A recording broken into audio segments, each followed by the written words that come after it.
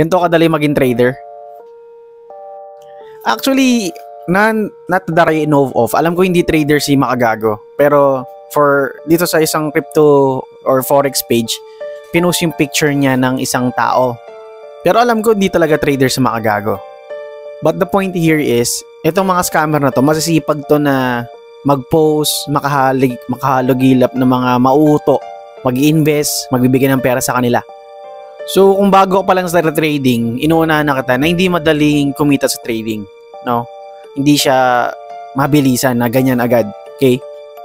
Yes, eventually, kung bago ka, tapos 1 week pa lang kumita ka na agad, siyempre makaka-build ka ng confidence na madali lang ang trading. Well, actually, it's not. Actually, mas nakakatakot nga pag dire-diretso ka na nanalo. No?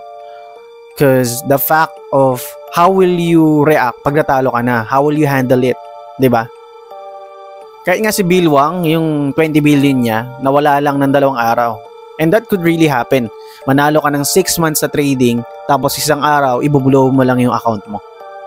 And thousands of traders all around the globe. Alam nyo ba, may mga traders pa na nagpapasakaya trees dahil sa nawawala yung sanity nila sa pagde-trade. Kasi nga, para kang fighting your own battle eh. Kasi ikaw lang yun. Yung chart, saka ikaw.